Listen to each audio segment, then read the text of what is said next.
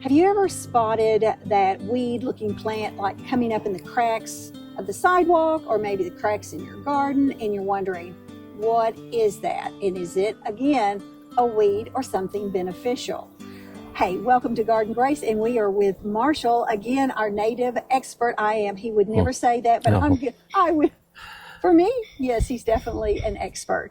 And so we are going to be digging into Purslane, that's a pun on words, today.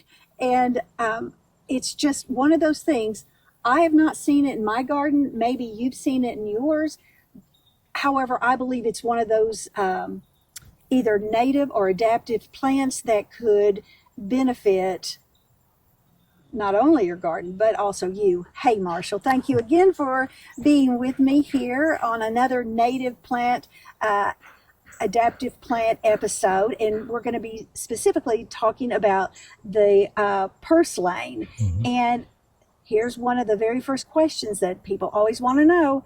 Is it a weed or a superfood? It's both. Both. It's both. I think it was brought in. I don't think it's native.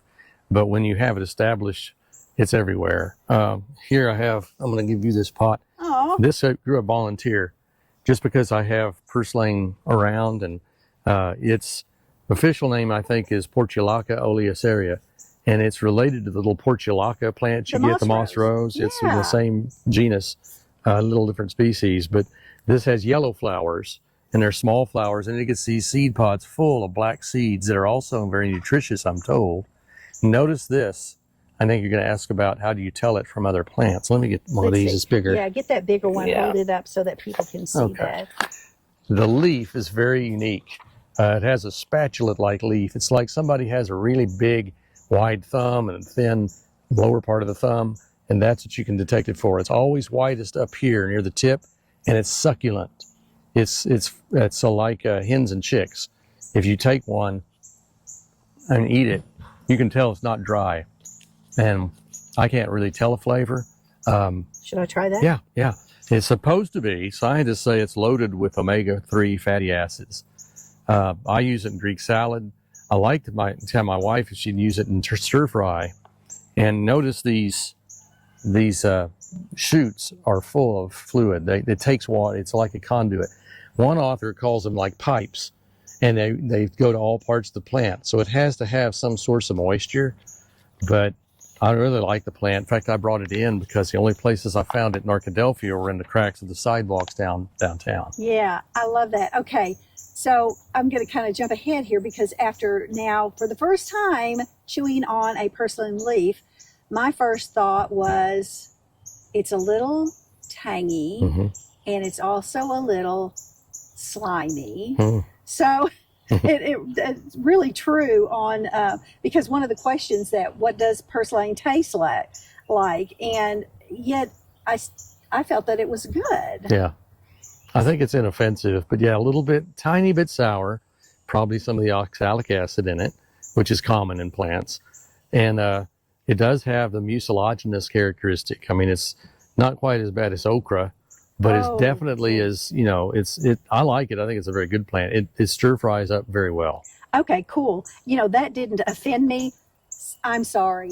I can't do slimy okra. I have to have fried okra. I just can't do it. There's just something. You don't eat gumbo? Oh my. Off-putting about that to me. Little to each his own. So that's all right. That's right. So I love this. Oh, I do. Okay. This one, it was answered obviously because you just saw that happen. Can you eat purslane straight from the yard? Raw? Is it safe raw? And again, how to clean it and what's edible. And I think you just shared that. Yes. And the thing that bothers some people with it when they want to cook it is the seeds, because it gets a lot of little tiny seeds, which are very nutritious also, I'm told.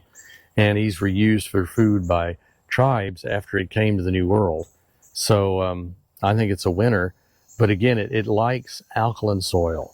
Okay. And here we're in more acid soil, so it doesn't grow here unless you introduce it, or if it's in the sidewalk cracks where it's very alkaline.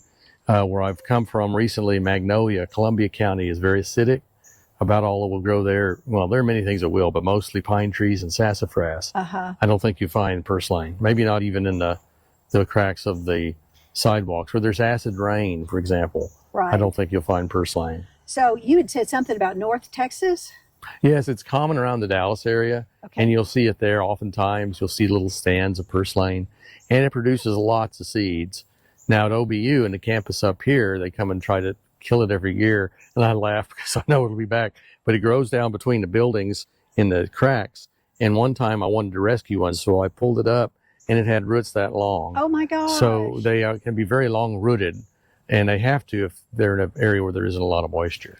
You know, this just came to me because back when I had my brick and mortar store, I also had a greenhouse. And I know I sold, and I guess this would be cultivated, if that's the right word, purslane. Mm-hmm. And is that different than purslane that you would find in the wild? Probably not. Now, there are different species within the genus, and my daughter has one that has pink flowers. Okay. And a little bit different leaves, and I think it's edible, but it always dies when I try to keep it going, so I pretty much have to stick with this one. Okay, so this one has the yellow flowers and does well here in our Zone 8 here in Arkansas. So that's always good to know.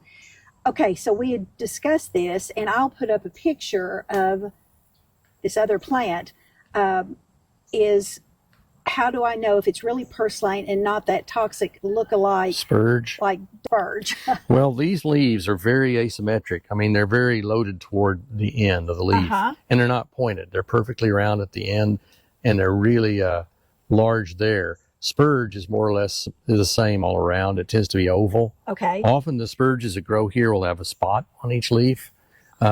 And they usually have a latex, kind of a fluid that comes out when you pick any part of them. This has no latex. So is spurge the type of weed that has that one single taproot that goes down? Yeah, I think so. That you can... Yes, and it has long places where the leaves, the long leaf structures and lots of little leaves along it. They're not like this. These leaves can get quite large.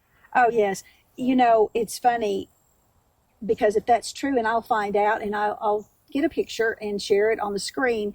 I have plenty of spurge that comes up. It's very, very annoying. It often comes through with nursery plants. Kind of like mulberry weed, which is another one we should talk about sometime, which I burn. Yeah. There are things like that from the nursery trade that you just don't want. So noxious weeds are, we'll definitely need to talk about those. I think we said this. Is purslane actually good for you, and what nutrients does it have? Well, the omega-3 fatty acids, vitamin C, I'm sure there are others I can't remember offhand, but it's well known for being very, very good for providing minerals and other kind of vitamins you don't normally find in leaves of plants. Like a safer choice on ingesting purslane. I think it is. It's one of the few that I would eat raw and not have too many qualms about. And it doesn't take a lot to get the benefits from it.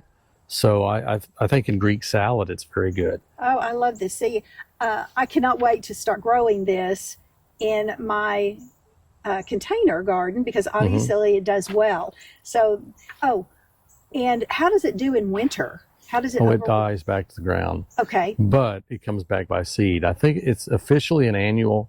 If you have a mild winter and it's in a sheltered place, it's possible that the roots are deep enough that it would come back. But the seeds are so numerous and plentiful that it once it's there and gets established, it stays. Okay, good. Because if like myself, my viewers, you have containers that you want to be able to grow things in. And we don't go into gardening some of these things because it can be costly if you're continually having to replenish them. Yeah. What's this? These are volunteers. I didn't plant them. These are wine cups. This is a wine cup pot, and they just all appeared. What I'll do is if I want to use them in a salad, I'll pull them out and wash them pretty well and chop them up. But yeah, here's the seeds. They're just... So you'll have the seeds, the leaf, and the stems. Yeah, I just catapulted off. But yeah, these are all volunteer. So I didn't plant any of these. They just did it on their own. I love that. I love that. Because again, here's this one. Can I grow purslane on purpose? And if so, how?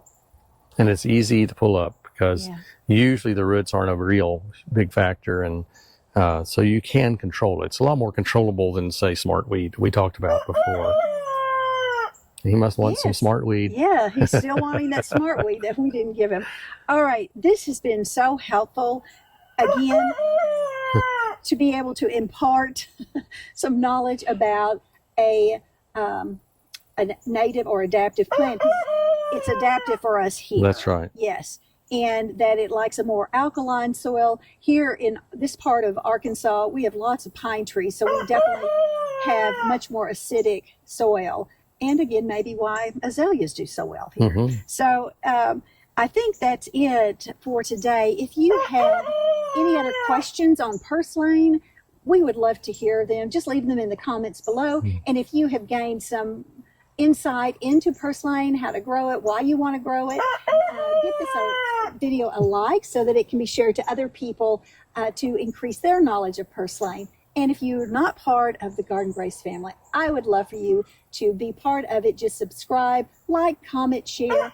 And as always, remember to grow with grace. And until next time, I'll see you back in Garden Grace. Thank you again so much, Marshall. They can always give you a crow. That's right. Bye.